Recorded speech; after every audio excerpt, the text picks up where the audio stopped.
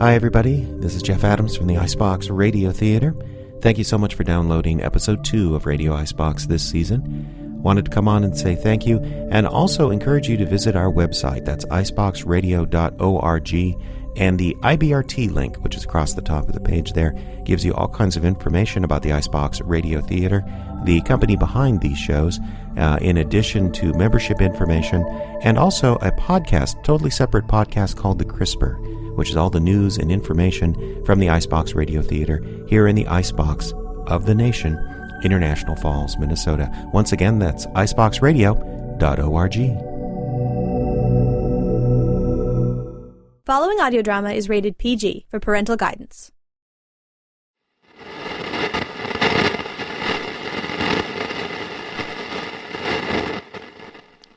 Cody? Cody? Cody! Where Yes? are you? God! There you are. Did you write this news item? Which news item? You know the one I'm talking about, the alligator handbag. Oh, yeah. I like that one. You wrote it? Nope. Abby. Where is she? Is she in trouble? Is she in trouble? Did you read this? I just said I liked it. It's not news, it's fantasy. Apparently, you haven't watched the news much lately. But what she describes here, this doesn't happen. She has 3 sources. All 3 after 11 p.m. in a tavern ladies' room. So? So have you ever been in a tavern ladies' room after 11 p.m.? Cody? You said tavern. Uh-huh. Then no. The answer is no. Moving on. Yes? Where is Abby? I wish to speak to her. Speak to me about Oh! what? How long have you been standing there? How long is anybody anywhere, JJ? I don't... This story is ridiculous. Well, a lot of the news is ridiculous. Don't you read the papers? That's what I said. No, I mean, this doesn't happen. This is impossible, fantastic, improbable, a flight of fancy, a fib, a fiction, a fantasy, Where did you get that thesaurus from? falsehood, fabrication, lie. I did not lie. I simply related what had been told to me by eyewitnesses. Were they drunk? I don't know, but I was hammered. What? Kidding. I'm just kidding. And don't run the story if you don't want to. This town takes a little getting used to. Things happen that are kind of Bizarre? unusual. And I don't want you to run any news story that you don't want to. We can spike the alligator handbag story for now. Thank you. Well, you're welcome. And I've been in the town nearly 2 years. I know how weird things can get. Of course you do. But this, what you report here, this doesn't actually happen, does it? I just reported what people saw, JJ. So maybe this is actually a report on a mass hallucination. Well, we do have plenty of those. Yeah. Remember that time the women along Lake Street said George Clooney was peeking in their bedroom windows and it turned out to be a raccoon? Good times. I'm running with it. What? The story, I'm running with it. You're right. Regardless of whether or not this actually happened, people saw it happen, and that's news. Oh, okay. In fact, I'm leading the news with this. Strange sights in the ladies' room. I'd listen to that. Indeed. To the microphone! It's nice to see him settle in. Yes. Funny thing is, I really toned that story down. Actually, it wasn't an alligator handbag. It was a unicorn. Really? And it wasn't the ladies' room. It was a secret compartment of my wee little clutch purse. Is that so? Yep. Funny, because that sounds like a dream. Oh, no. It wasn't a dream. It wasn't? No. But this is. Right, JJ? Oh, crap. I hate it when I dream about work.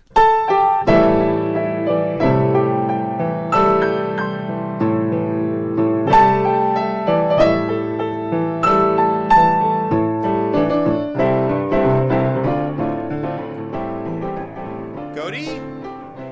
Cody? Cody, where are you? We have to... Cody? Yes, boss? Oh. How long have you been standing there?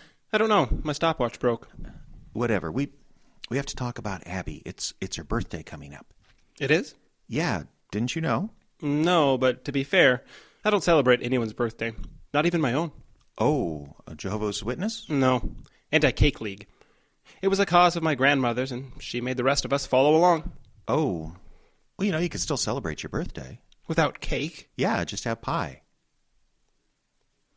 There's no reason to make fun of my family's beliefs, JJ. I'm sorry. I'm just gonna move on. Abby celebrates her birthday, right? Yes, pie for birthdays. It's ridiculous. So I was just thinking we could throw a nice party, presents, streamers, a nice chocolate dessert. Do it upright. That sounds nice. It will be. One question. Why are you throwing a party for Abby? Well, we work together. There's always birthday parties in an office. My birthday was last week, and I didn't get a party. Right. Yes. I'm sorry. It's okay. I don't celebrate my birthday. Yeah, you said. So what do you think? Still, probably would have been nice. I'll just go make some plans. I think it'll be fine. To have a party? Good. You're not offended I forgot yours? Not at all. Good. I mean, I wouldn't expect you to remember mine. You don't have a crush on me. Yeah, well, wait, what? You're trying to impress Abby because... I don't have a crush on Abby. What? I said I don't have a crush on Abby. Say it again. Cody, I do not have the thing with, I knew you couldn't say it 3 times in a row. Oh, no. Is it that obvious? I'm sure she doesn't know. Right, because I've always been very carefully neutral around her. No, because these things are never obvious to the people involved. What? It's plain as day to everybody else, of course. I'm too old for this. No, you're not. I'm not? No. Public humiliation can happen at any age. Still, you get as ripe as me, things take on a different level of ridiculous. No, they don't. Oh, yes, they do. I look stupid trying to pitch woo. Not as stupid as you look calling it that. See? Even my vocabulary is out of date. By centuries. Oh, Cody, I wish I was your age. I mean, in the case of you and Jennifer, it's actually kind of sweet. What did you say? You and Jennifer, the way you have a crush on her is actually I don't have a crush on Jennifer. Actually kind of sweet. What? I don't have a crush on Jennifer. Say that 2 more times. No. And I don't know where you got the idea that Jennifer and I... Yes? It's a purely professional relationship. Cody, are you there? Excuse me. I'm here. What's up? Could you meet me in the transmitter room? There's something I need to show you. Be right there. What? You never used to need direct radio contact before. It's not what you think. Better hurry along. She wants to show you something in the transmitter room. Don't you have a birthday party to plan? Well, that is... Yeah. Yeah. I'll talk to Jennifer for you if you talk to Abby for me.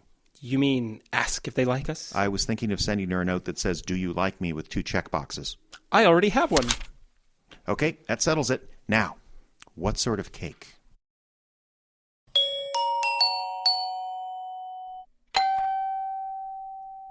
Here now are some events of area interest from Radio Icebox.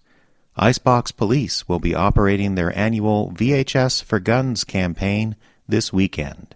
Anyone bringing in an old VHS videotape that works in the station's vintage tape player will be allowed to pick a firearm out of the lost and found.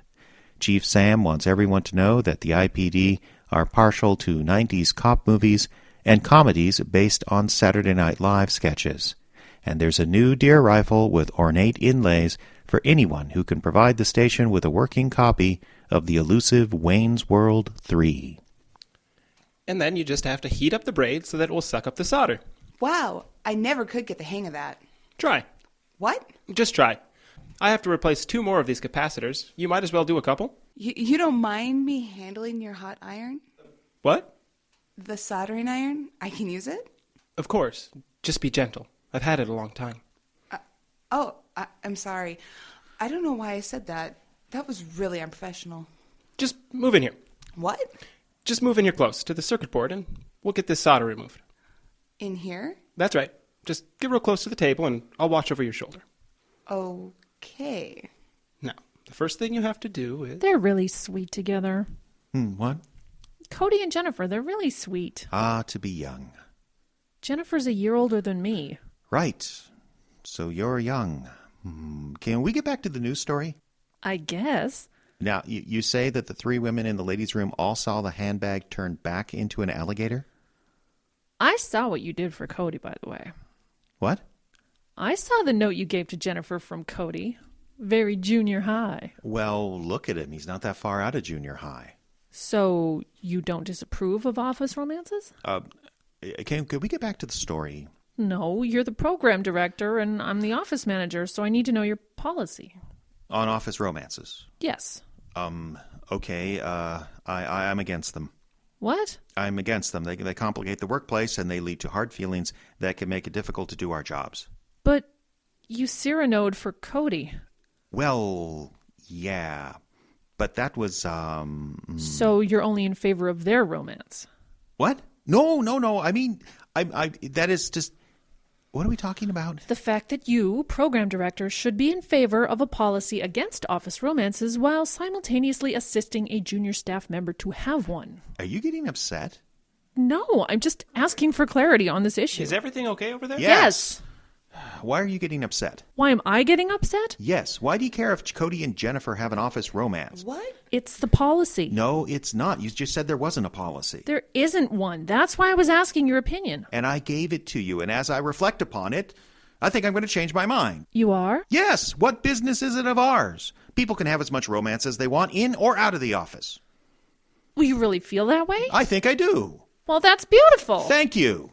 Well, do you want to get dinner sometime? Do you? I wouldn't be asking you if I didn't, you moron. Moron? That's not very nice. Well, I'm sorry I said it. Apology accepted. How about tonight after the show? Well, that sounds lovely. Good. I'll see you at 7. Okay.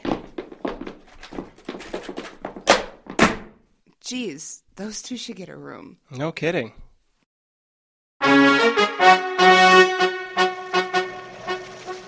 In the news, Parker Concord, the Andersons' niece from Seattle, who dresses so fancy, has reported a $500 alligator handbag missing. The handbag was last seen in the Muni's ladies' room on Thursday evening. Parker disputes the claims of several other ladies present that the handbag turned back into an alligator, crawled into one of the commodes, and disappeared. That's impossible, Parker declared. What is it with this town? You people are all crazy. Police Chief Sam agrees that reanimated luggage is probably not swimming around in the city sewer system, but advises all residents to flush twice just to be on the safe side. Little Heather McGraw, Sadie Lewis's granddaughter, is the latest to gain fame with one of the famous hovering stones of Space Rock Lake. A 3.5-pound example of our lake's strange gravity-defying mineral won Sadie the blue ribbon at the Stevens County Fair in southern Minnesota. As folks from this area have come to expect, the Air Force made off with the stone just after Sadie received her blue ribbon, but she seemed unperturbed as she will get to go to the state fair as rock and mineral champion of the county. Sadie now competes against the state's best mineralogists with a cell phone video of the stone flying up and hitting her little brother in the eye. Sadie is confident of victory.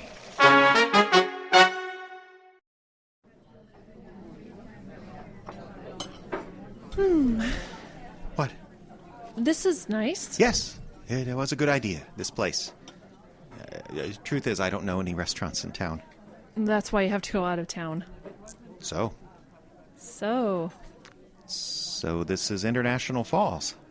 No, that's still a few miles down the road. This is just the best supper club in International Falls. But you just said that this Postal wasn't... address. It's in the falls. Oh, right. And you've lived here for over 2 years and never gone into town for dinner? Well, I guess not. I'm too busy most of the time, and, yeah. And what? Well, there was never really anyone to go with. I mean, I go to the movies by myself now and then, but that's different. You're just all sitting there in the dark in the movies. In a restaurant, everyone can see you're alone. I tend to frequent places with bar stools. Ha ha. Well, not bars, you understand. You're blushing. I am not. You are too. And I know what you mean. Diners, like the Busy Bee. Right. That's the kind of bar stool I frequent. I wouldn't eat at the Busy Bee except for the coffee and pie. Why? I saw a rat the size of a corgi in there once. Justine bakes the pies at home the night before, so I know they're all right, but anything else that comes out of that kitchen? No thanks. The many secrets of success in a small town. Avoid everything but coffee and pie. It's pretty good advice in general, I'd say. Indeed. That's one thing I miss, though. What? Restaurants. That's what I miss. About living in the city, I mean. Oh, right. There are all these great places in downtown St. Paul, right around the hockey arena. Fusion was really big right then, and you haven't lived until you've eaten an Asian taco. I do not know how to respond to that. Anyway, restaurants.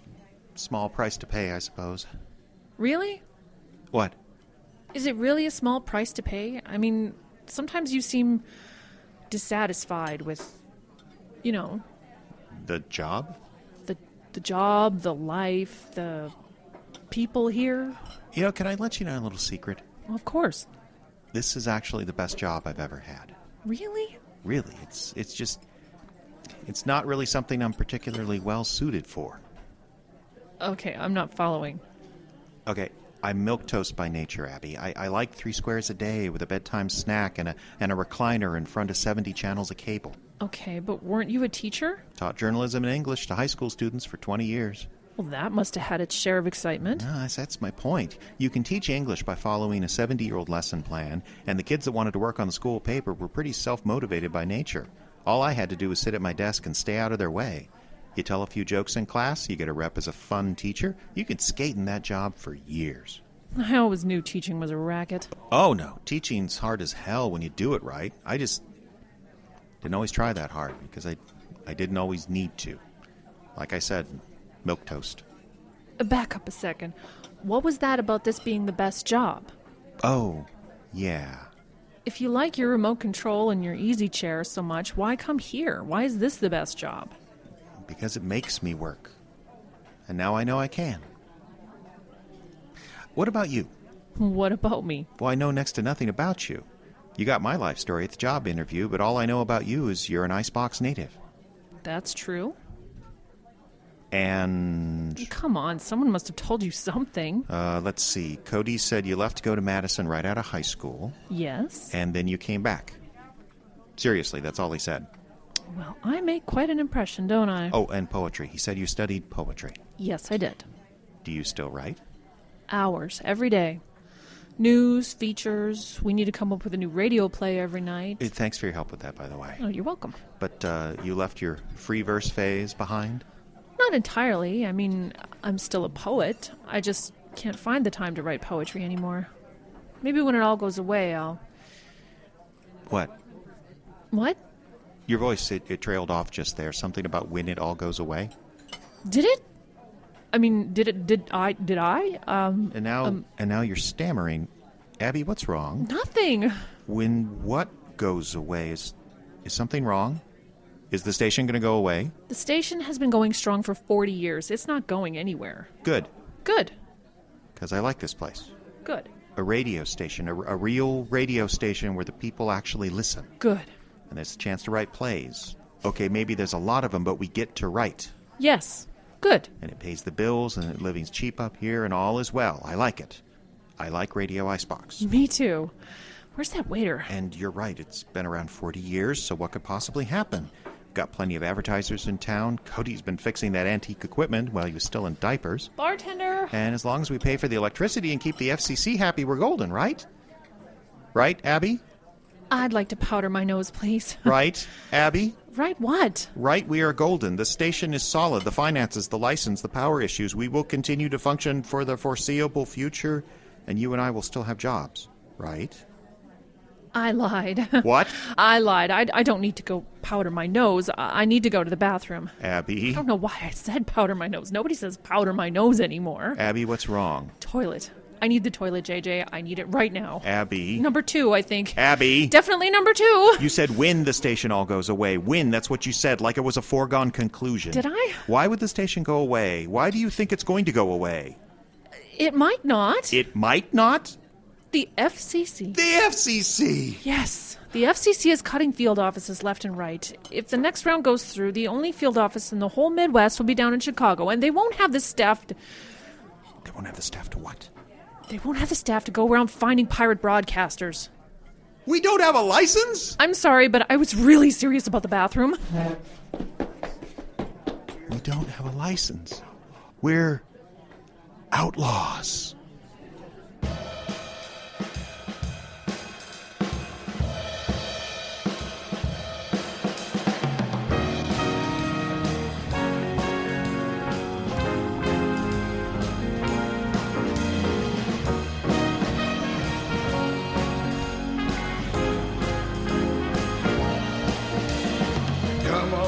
It's our invitation. Beware, boys and girls are playing sweet jazz tunes by the light of the moon. Here you find improvisation, music, drinks, good conversation. Said, say what? Je ne sais quoi.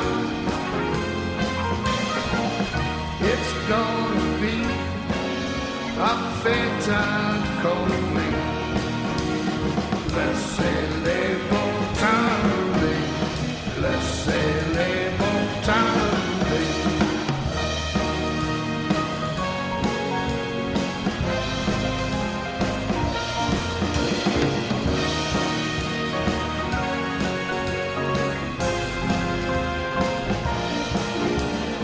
Why don't you pull up the stew fields like it used to after school?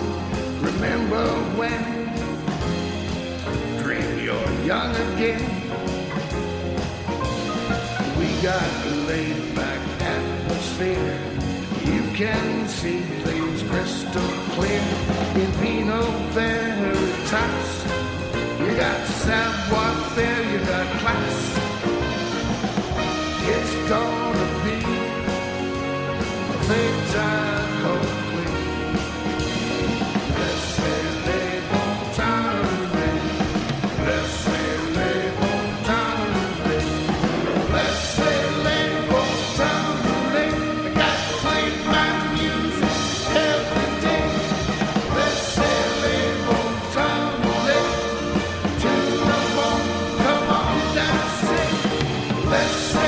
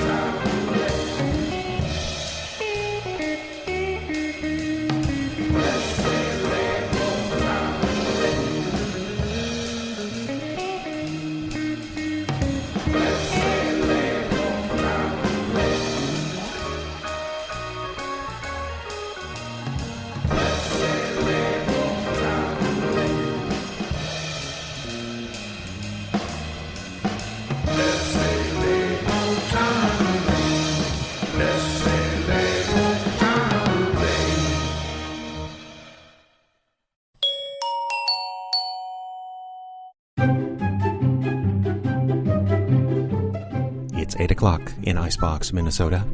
And from that theme song, you know it's time now for Icebox Radio Playhouse. And once again, we remind all of you to please turn on your porch light if you're currently tuned in so that we might get an accurate head count as to how many people enjoyed tonight's play. It's Bush Pilot, Episode 2, Fool's Gold, from our good friend Mr. David Irwin from Fort Francis, Ontario. Let's move forward now with Act 1.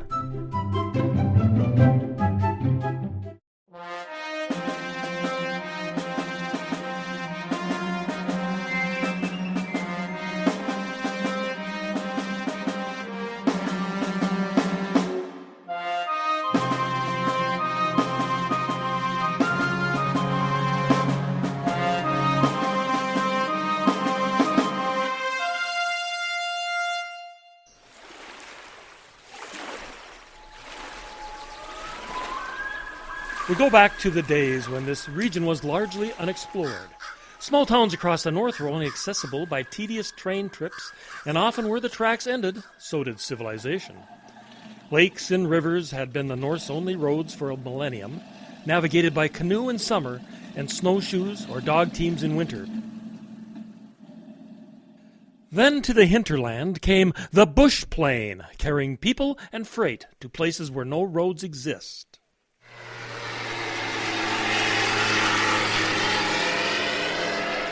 The men who jockeyed these planes were a breed unto themselves. Many had learned their flying skills in the hostile skies over Europe. After the war, the more adventurous types drifted north and became that unique breed of independent and often ornery fellow known as the Bush Pilot. Tonight's story, Fool's Gold.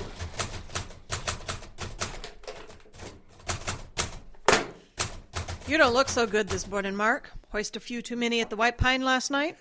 Nope. You know my rule. No booze the night before a flight.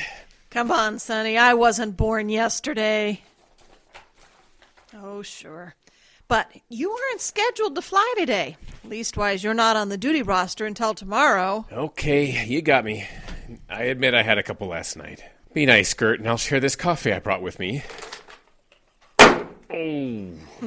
Hi, Ben. How did you convince this walking hangover to come in on his day off? I have a special job for him. Yeah, but after seeing the state he's in, I'm having second thoughts. Hang on a minute. I got myself here, didn't I?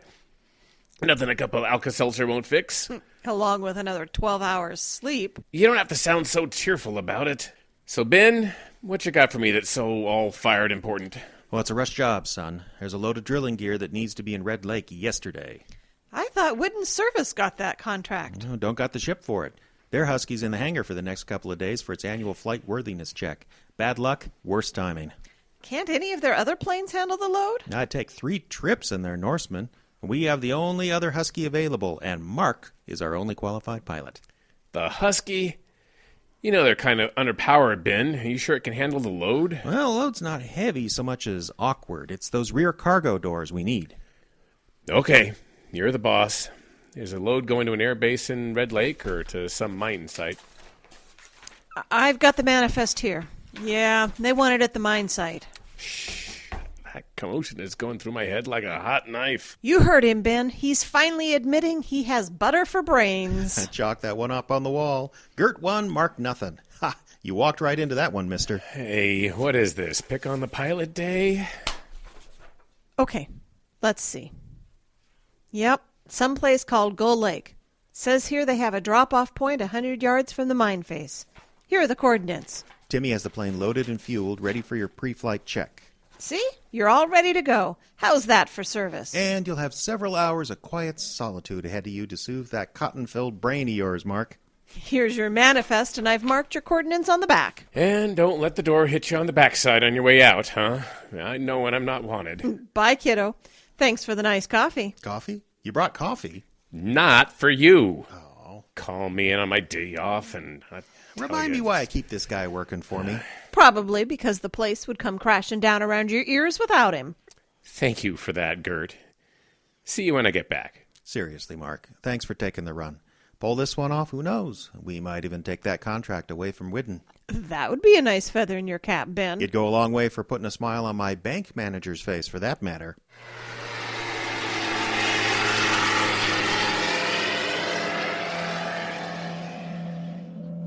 Red Lake Dispatch, this is CF-810. Do you copy? Red Lake Dispatch. Say again, aircraft. CF-810, do you read Red Lake? CF-810, this is Red Lake Dispatch. Over. I'm bringing in a load of drilling gear for Gull Lake Mining. How's the weather? Over. Light cloud above 7,000. Visibility is 7 to 10 miles. Can't ask for better flying conditions. Over. I need all the help I can get with this flying tractor, Dispatch. I'll take a beaver any day of the week. Over. Yep, those Huskies take some getting used to. Over. Roger that, Dispatch. How's the traffic? Over. Pretty quiet for a payday. No other traffic at the moment. Leastwise, nobody reporting in. Say, I don't recognize your call sign. You with Whidden, A10? Over. Nope. Border flying. Whidden ran into a DOT problem today. Annual airworthiness BS. We're doing them a favor. Over. Reading you 5x5, A10. Paint's hardly dry on these newer birds, and the inspector's already nosing around with their sharp little pencils. Over. You can say that again, Dispatch. Over. CF-810, if you play your cards right, you might be able to make some extra dinero out of this trip. Gull Lake will have a couple dozen lonely miners with 2 weeks' pay burning a hole in their pockets. Reckon you should have room for 8 passengers at $10 a head? Not bad pay for going a few minutes out of your way, especially if you need to refuel here anyway. Over. You, sir, are a gentleman and a scholar. I owe you a lunch for that tidbit. Over. Roger that, A10. Your destination is about 10 minutes on the other side of our base and a heading of 260 degrees. Good luck. Over. Many thanks, Dispatch. I will see you when I fuel up before heading back south. Over and out.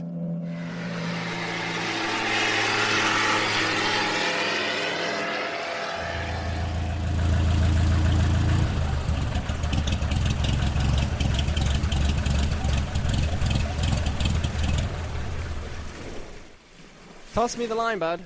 Oh, I'm not tying up to the dock, Mac. I need to be backed into the beach to offload this stuff. Okay, you're the boss. Hey, Frank, get a couple of more guys down here to get a hand with this thing. And send someone to bring the cat down to help move this gear. Sure, Al, right away.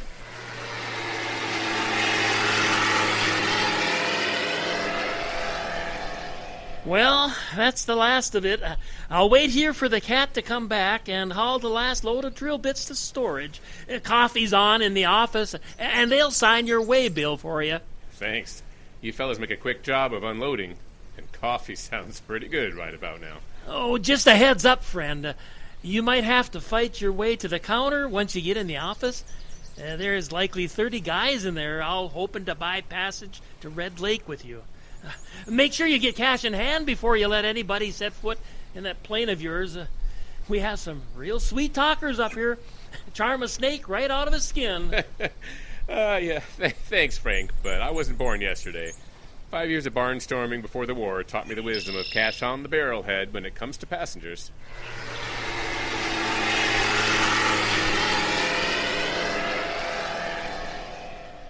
Here, it's the pilot, boys. Come on, you clowns. Let the man through. He won't be going nowhere till we finish doing business. You know the routine. Give the poor guy a break. He's been working all morning, unlike any of you louts.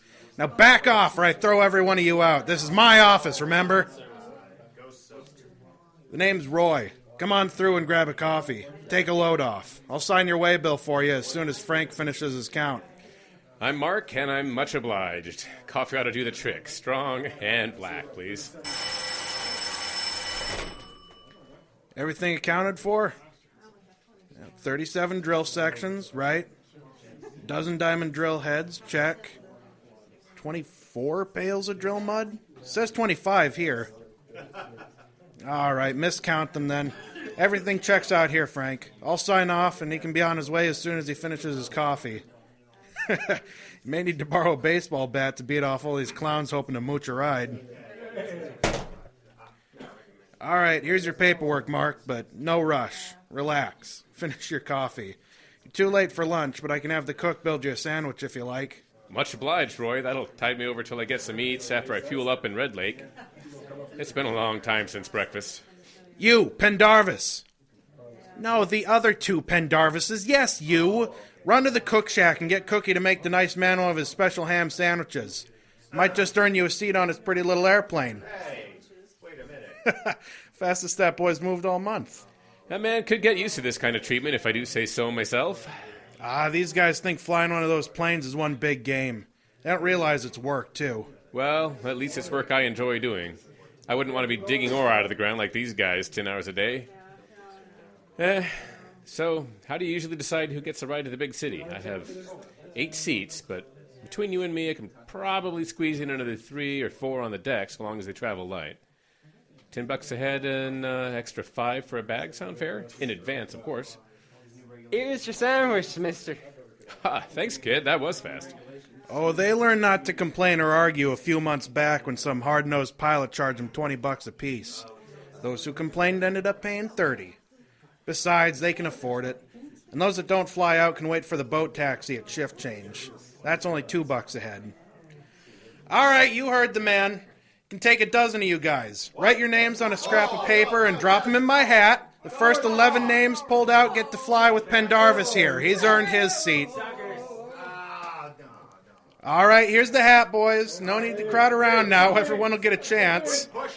Somebody thinks I'm not being fair and I'll never hear the end of it. They're worse than 5-year-olds. What the... Accident! Come on, you guys, get moving. Get that fire out. Nobody leaves until we sort this out anyway. Is there anything I can do to help? Just stand by in case we got any injured that need flying out. Oh, there goes my chance for a quick flight home. I'll call Ben and fill him in when I get to Red Lake for fuel. Everything under control already? Yes, Mr. Pilot. Everything is under control. Anybody hurt? Not so far. And if you're smart, it'll stay that way. Can I put this end down, Mr. Iverson? It's awful heavy. You shut up, Clifford. You, Griff, carry that strongbox out to the plane and hurry. You care to tell me what's going on? Never you mind, mister. Let's just say you have a new charter, and we're leaving now. Says who? Says this 38 is who.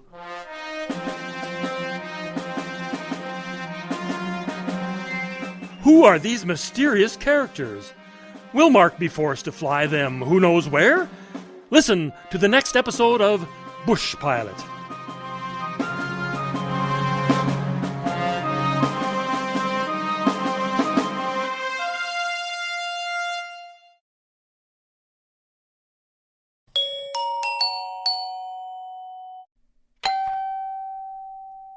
A computer class for the elderly will be held Monday mornings this fall at the Icebox Municipal Library and Liquor Store. Subjects to be covered include what not to click, how to keep demon pornography off your screen, how to get demon pornography on your screen, emailing, the postcards of the 21st century, don't be afraid, it's supposed to sound like that, and how to tell the honest Nigerian royalty from the other kind. Computers will not be provided by the library for this workshop, so please bring your own. The library also highly recommends bringing a young person to spot you on your learning journey. Young people are available from the library on a first-come, first-served basis.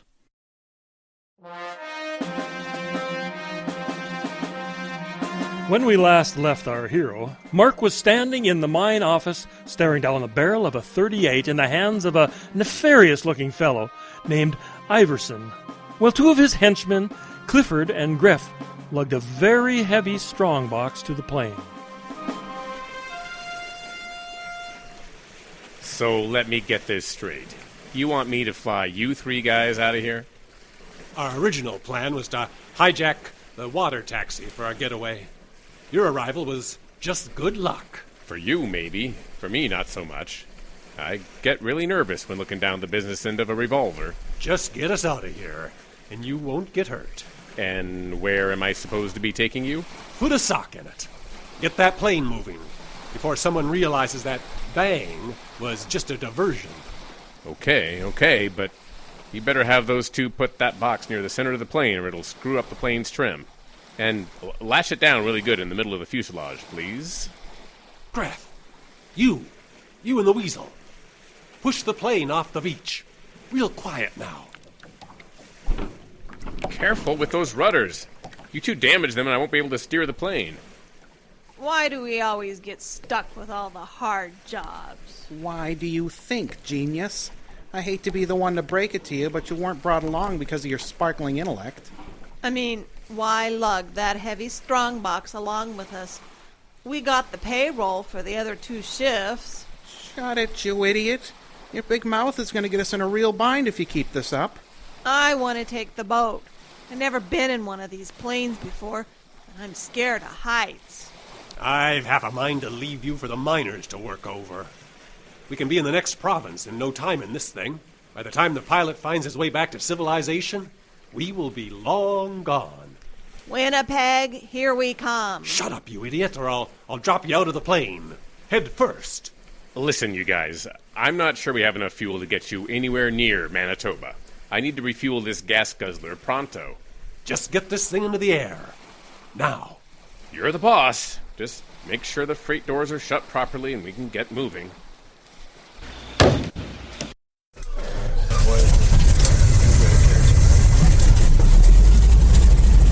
I should radio into Red Lake. It's, Touch that radio, I'll put a slug right through it. Comprende? Will you stop waving that cannon around? Only takes one bullet to make this a really short trip. Ever been in a plane crash before? I have. It's not fun. Head for the Manitoba border, mister. And don't spare the horses. Listen, fella, I wasn't kidding about the fuel. See that gauge there? That's the fuel level. And you'll notice it's in the red zone. Don't take a genius to know what that means. At this rate, we have maybe 20, 30 minutes before we run out of juice, and when that happens, we crash. Gun or no gun. Boss! Okay. Throttle back, or whatever you need to do.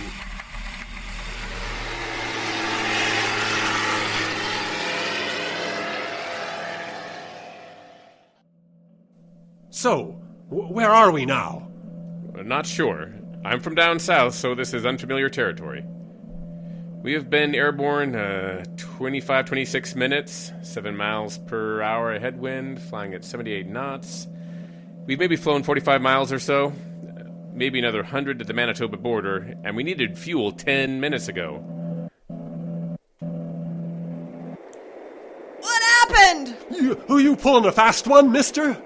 Who's the genius now, huh? That little guy's the only one of you showing some sense. These crates don't run on air, you know. I told you we were running out of fuel, so hang on to your hats, boys. We're going in. Why, I oughta... Better put the gun away, boss. Shooting him will get us all killed.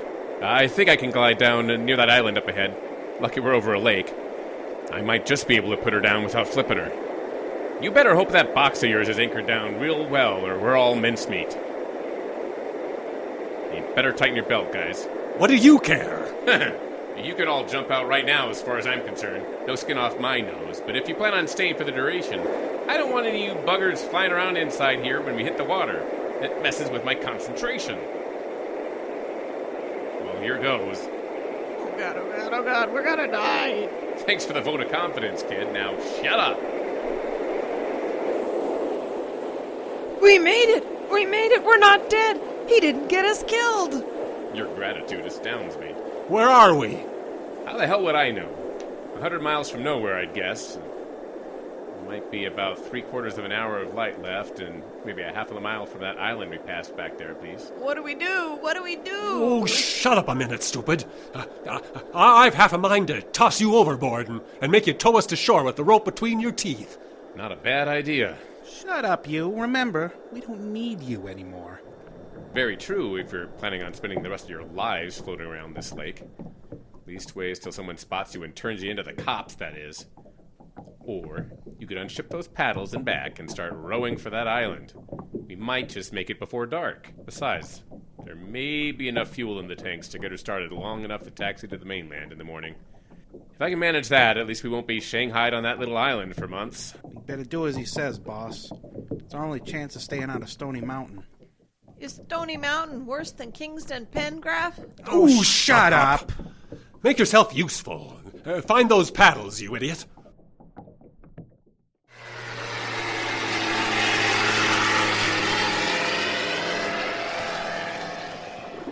Boss, we've been paddling for almost an hour. I need a rest.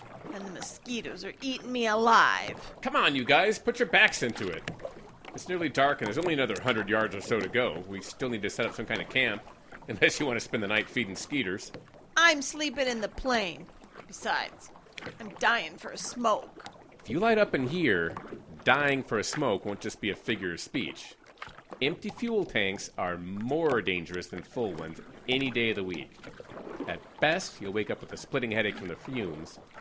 Or worse, you'll set off a nice big boom louder than the one you made back at the mine. Save your smokes for when we get onto the island. Weasel, you jump off. Drag us to shore. Oh, boss, don't call me that. You know I can't swim. I might drown. You heard me. Get. You can almost jump ashore from here. I made it! Throw me the rope! The rope's tied to your belt, you idiot. Boy, you sure know how to pick 'em, boss. And whose cousin is he again, Graf? Come on, pull us in already. Point taken. Hey, go easy with that. Keep the pontoons away from those rocks unless you're planning to swim 5 miles to the mainland. Well, you're not staying aboard either, bud. Now move. Wasn't planning to, but I'm not going to sleep under the stars either, are you? Here, catch, tent! Ooh! Hurts. Easy with that. Beg pardon, I assumed you were ready for some manual labor. Up till now, I've been doing all the work. We've been paddling for over an hour, smart Alec. I had to steer, or we'd still be circling in the middle of the lake. Call yourselves northerners? Lord help me. Keep your stupid comments to yourself, flyboy, or I'll... Listen, fella. Right now, I'm your only ticket off this pile of rocks. You best remember that. And from what I've seen between the three of you, your collective survival skills add up to a big, fat 0. Till we get to the mainland, I give the orders. Not you. And not that pea shooter you're toting. And you just wait till we get to the mainland, mister. You, soggy pants. You start gathering firewood now or you'll be sleeping all night in wet clothes. And if you two can figure out how to put up the tent without maiming each other, get to it. I have to make sure the plane is moored properly and get the rest of the emergency gear.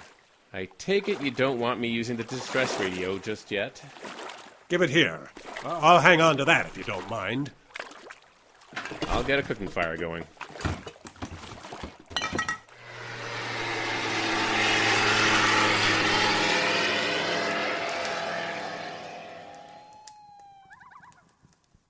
Well, the grub was filling at least, but I'm willing to bet those emergency rations were left over from the war. They sure tasted familiar. What are you complaining about? They were yours. I wasn't complaining, fella, just making an observation. Hey, boss. This guy was holding out on us.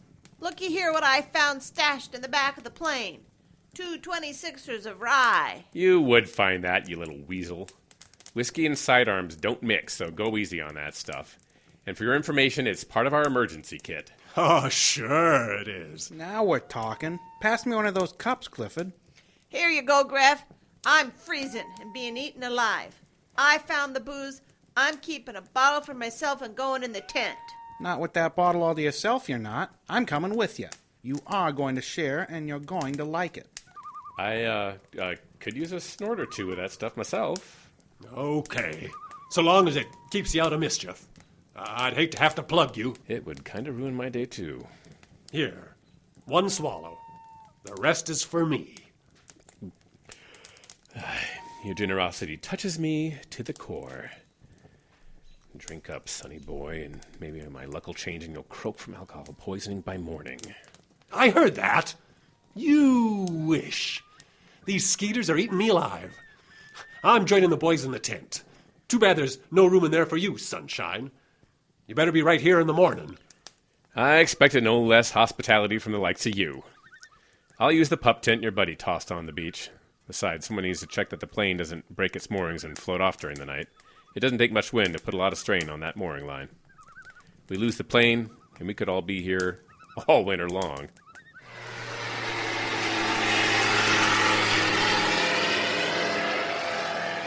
Hey, Mr. Pilot Man. You like feeding damn mosquitoes out there in the dark? I gotta sleep, idiot. Someone needs to tend the fire without burning this island down. Unless, of course, you don't mind cold rations for breakfast. Shut up, Wally. Get some shut-eye.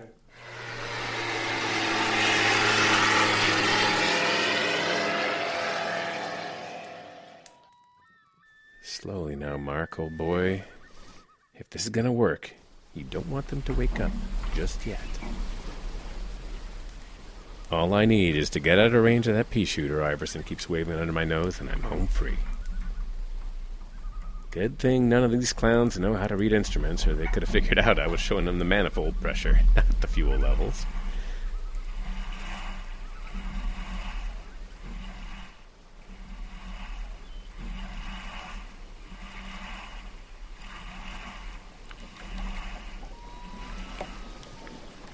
Well, this should be far enough. Even if one of them does wake up from their drunken stupor, there's no way they'll see me on this side of the island. Now to relax and wait for dawn.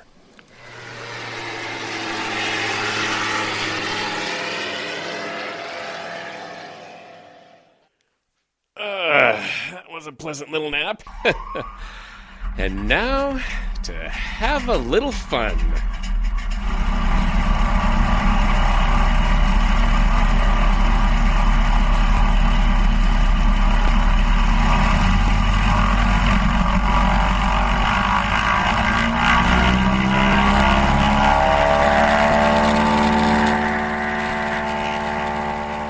Wakey, wakey, boys. It's payback time. Now that was just plain rude. Your mother would be ashamed of you if she saw you using a gesture like that. CFA 10 to Red Lake Dispatch. Over. Red Lake Dispatch here. That you, Mark? Over. Roger that, Red Lake. The one and only. I imagine you might be looking for me. Over. You got that right, A10. Half the province is out looking for you and your passengers. Over. Passengers my eye. I was shanghaied at gunpoint by those clowns. Listen, can you do me a favor? Please call my base. It's Browning 053 and let them know that their plane is safe and the cargo delivered. Tell Gert I may be a little late getting back. I'm sure the Mounties will have a few questions for me before they let me head south. Over. Roger that. They've been on the horn every 15 minutes wanting an update ever since the news broke. Over.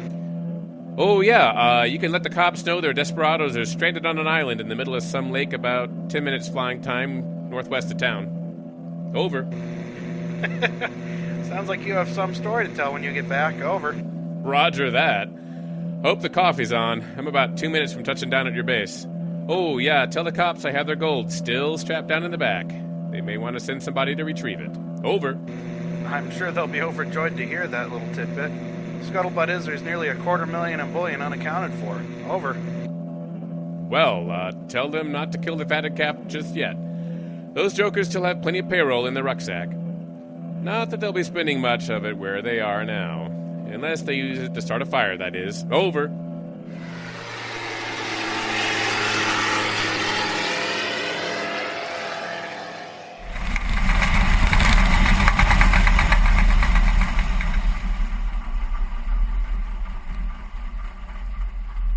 Toss over your rope, mister. You've quite a reception committee waiting. Haven't seen so many guys with rifles since the first day of moose season last fall. Thanks.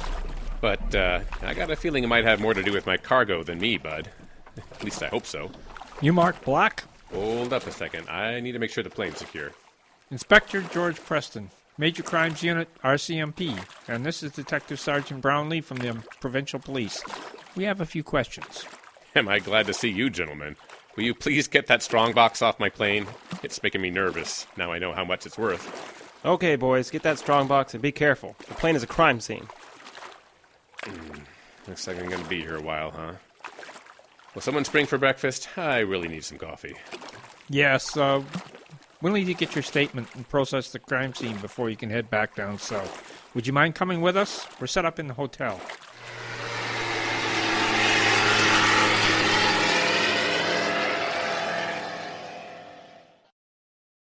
So you were able to distract those three enough to fool them into thinking they were someplace in Manitoba.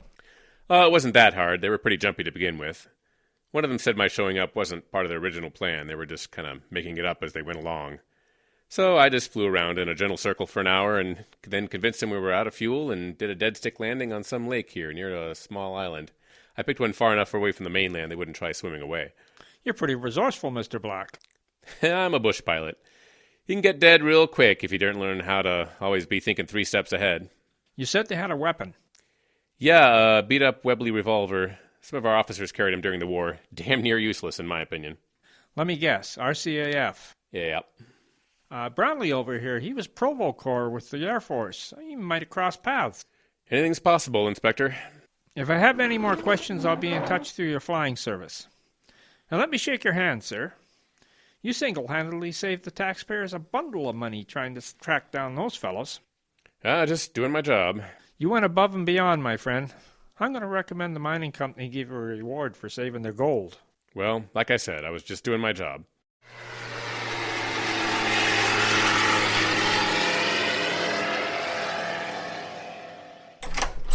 Well, look what the cat dragged in. Well, hello to you too, Gert. Come here, you big lug. Give old Gert a big hug. Oh, for You geez. crazy beggar. You could have got yourself killed. Every time I take one of Ben's crates up, I could get killed. I heard that. It's good to see you safe, Mark. We've been following the story here on the news. Cops been here half the night checking up on you. Oh? Making sure you weren't in cahoots with them thieves. I set them straight in a hurry. But the good news, got a call from the mining company. They want to sign a contract with us to handle their bullion shipments out of the mine site to Winnipeg twice a month, and they want you as the pilot. Twice a month? Red Lake to Winnipeg? Ah, great. Reduced to a glorified truck driver.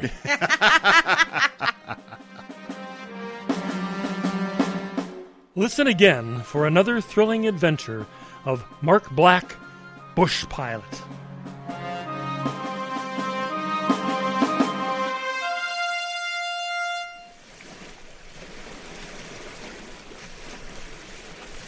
This has been Bush Pilot, Episode 2, Fool's Gold, written by Dave Irwin.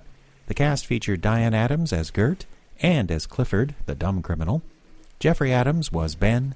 Justin Kapla played the dispatcher, Griff, and the foreman.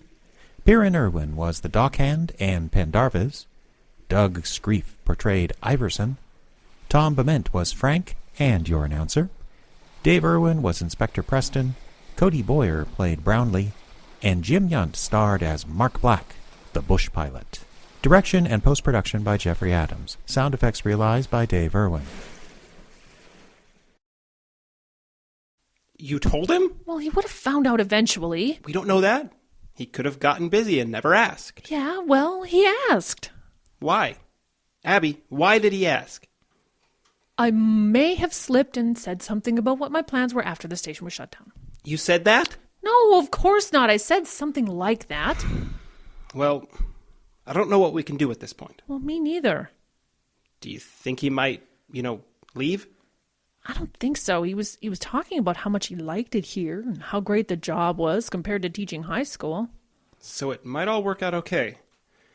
Still, maybe you should try a little harder. What? Try a little harder, make him feel welcome. Ugh, that is a terrible thing to say. That you should try to make JJ feel welcome? No, insinuating that my relationship with him is somehow... Abby, are you forgetting how this all started? No.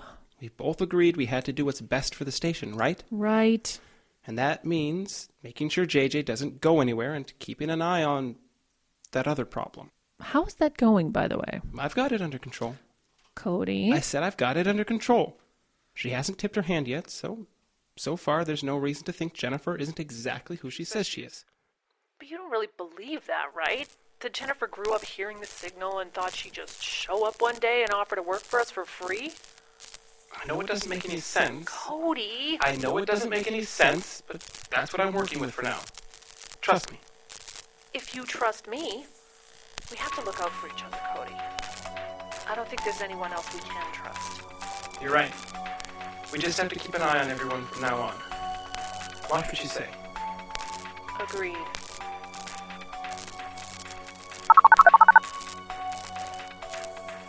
Hi, it's Agent 9. I think we might have a problem.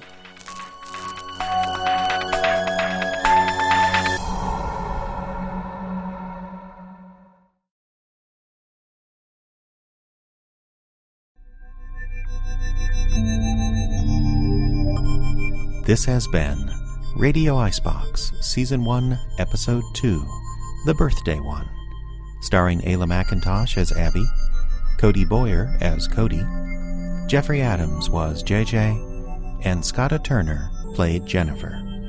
Sound effects by Dave Irwin, direction and post-production by Jeffrey Adams. The song this week was Laissez-les bon temps rouler by Myron Howerlick from his album Don't Get Me Started, which is available from the Icebox Radio Theater. Contact us at iceboxradio.org for more information about purchasing. The Icebox Radio Playhouse theme song is Monkeys Spinning Monkeys by Kevin MacLeod at Incompetech.com, licensed under Creative Commons by Attribution 3.0. The radio play Bush Pilot, Fool's Gold, was written by Dave Irwin and is copyright 2015 by the Icebox Radio Theater. Radio Icebox Season 1 is made possible in part by the voters of Minnesota through a grant from the Arrowhead Regional Arts Council.